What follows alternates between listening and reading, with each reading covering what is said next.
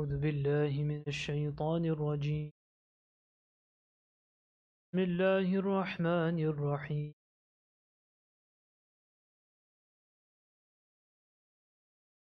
ولا تجعلوا الله عرضة لأيمانكم أن تبروا وتتقوا وتصلحوا بين الناس والله سميع عليم.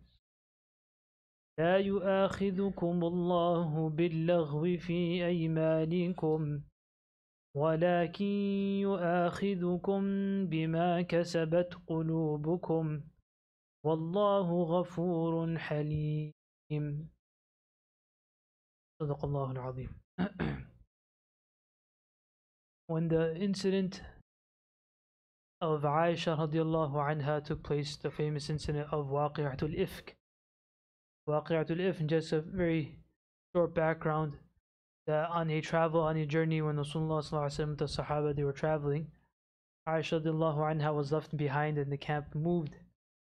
So Rasulullah sallallahu alaihi wasallam, a Sahabi of Rasulullah sallallahu alaihi wasallam, as it was the practice that one person used to travel behind the caravan. So as he was coming, he saw someone in front and he recognized that this was Aisha radiallahu anha, and he made indication towards the camel. She got on the camel and they moved forward and they joined the camp of Rasulullah, the caravan up ahead. That is all what had happened. When they reached Medina Munawwarah, some munafiqun and others, some Sahaba radiallahu anhum, they were also involved in this. Unfortunately, that a certain incident took place during that time. That a certain act had taken place. So some started spreading certain rumors about this. So Allah subhanahu wa ta'ala, after some time, revealed the ayat in which the bara'ah of Aisha radiallahu anha was revealed in it. And during this time, what had happened after the bara'ah was revealed, Abu Bakr radiallahu anhu, he had taken an oath. And there was a man by the name of Mistah that Abu Bakr radiallahu anhu used to take care of. His finances, used to help him monetarily, he used to assist him. So Mistah was also involved in this, in spreading the rumor, and he thought that it might have been true. So Abu Bakr radiallahu anhu took an oath that wallahi, I will never help Mistah again, because he was involved in this heinous act. So he took this oath. Upon this oath, well, this is one sabab nuzul, that Allah subhanahu wa ta'ala revealed the following ayat. That وَلَا تَجْعَلُوا اللَّهَ عُرْضَةً لِأَيْمَانِكُم. That do not make Allah subhanahu wa ta'ala, yani the name of Allah subhanahu wa ta'ala, a hindrance لِأَيْمَانِكُم, for your oaths that you take. And tabarru, that you do what is good. Yani although Mistah, what he may have done was something which is wrong, it was incorrect for him to do that. However, it is also incorrect for you to retaliate in this manner. And just because he did this, you should not take this oath that now you will never help him, that you will never assist him. So do not make the name of Allah subhanahu wa ta'ala, once a person takes an oath upon something, then they cannot do that. So Allah subhanahu wa ta'ala revealed this ayah, that do not make the name of Allah subhanahu wa ta'ala, taking an oath upon the name of Allah subhanahu wa ta'ala, an oath from doing things which are good. And what you used to do, you used to take care of him financially, this is something good, you were getting reward for it. So now do not make an oath a hindrance from stopping yourself from this good. Now this is one example in the time of the Sahaba radiallahu anhum, but this extends to every other act. That many times a person says, Wallahi, I'll never give to such and such people. Wallahi, I'll never help so and so. Wallahi, I'll never do this and that. So such oaths, the hukum in the Sharia, as the ayah says, and the hadith of Rasulullah also, is that a person should break such an oath. And if they took an oath that wallahi, I will not, for example, people say that wallahi, I will not speak to my children again, or I will never speak to my parents again. So the correct thing to do is to speak to them, which is Suratul Rahim, to join family ties, for example, to do what is correct, and thereafter give the kafara for it. Thereafter a person has to give the expiation for it. So Allah subhanahu wa ta'ala says, لا تبروا وتتقوا وتصلحوا بين الناس الله سميع عليم. Allah subhanahu wa ta'ala is most hearing, Allah subhanahu wa ta'ala is all knowledgeable. Once again, the transition of the ayah, لا تجعلوا الله, do not use the name of Allah subhanahu wa ta'ala in your oaths as a hindrance from being virtuous, or to do which is good, what is good. Or from being وتتقوا, from having the consciousness, taqwa of Allah subhanahu wa ta'ala. وتصلحوا بين الناس, and from setting things right between people. These are all good things if a person takes an oath to stop doing any of these things for whatever reason. And the correct thing is, firstly, a person should not be doing it. But if, say for example, a person does do it, then what should you do? Then, as the hadith of Rasul sallallahu alaihi wasallam, فَلْيَأْتِ بِالَّذِي هُوَ خَيْرٌ وَلْيُكَفِّرْ عَنْ يَمِينِهِ. Person should do that which is good, and that oath that you had taken wrong, make sure you do that right thing. And وَلْيُكَفِّرْ عَنْ يَمِينِهِ, give the kafara, give the expiation for breaking the oath. That we will discuss in the next ayah, inshallah. Thereafter, Allah subhanahu wa ta'ala says, لَا يُؤَاخِذُكُمُ اللَّهُ بِاللَّغْوِ فِي أَيْمَانِكُمْ. There are three stages or three types of oaths that a person can take. The first is yameen laghu. Yameen means oath.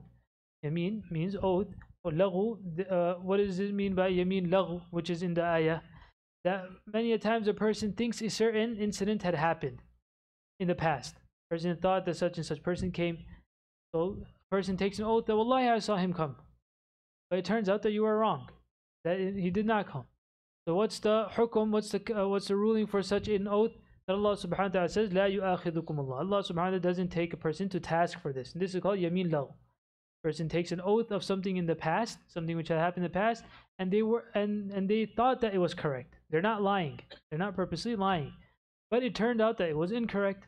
So Allah subhanahu wa ta'ala says, لا يؤاخذكم Allah. Allah subhanahu wa ta'ala does not take you to task for that.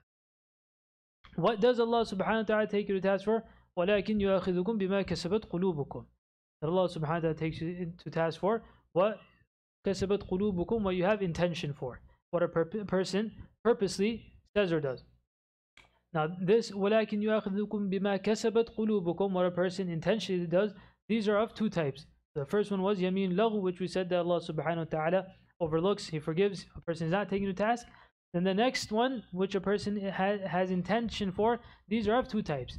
The first one is yameenul ghamus, and the next one is yameen munaqida. The yameen ghamus means this is the false oath, the one that many hadith that we read that a person who breaks his oath, that is speaking about this type. What is that? That a person takes an oath of something, some incident that happened in the past, and they know it's incorrect. A person knows that what he is saying, what he is taking an oath on, what she is taking an oath on, they know it's incorrect. Despite that, they're taking the name of Allah subhanahu wa ta'ala. For example, a person says, he's asked for testimony, for example, shahada. So shahada, a person comes to give testimony, witness for something that had happened, and they know they're incorrect. Despite that, they take the name of Allah subhanahu wa ta'ala. So for that, Allah subhanahu wa ta'ala takes a person to task for it. But there is no kafara for it. And there's a sin for it, but there is no kafara that you can do to expiate it. The next type is what a person takes an oath for of something which is in the future. For example, someone says that if such and such thing happens, then wallahi, I'll call you to my house for a Dawood, for example. Then they don't call you for Dawood. So then they have to give the kafara, for example. So anything that happens in the future, a person takes an oath for something in the future, that is called yameen munaqida. And if a person does not fulfill that, then they have to give kafara for that. A person has to give kafara. What is the kafara?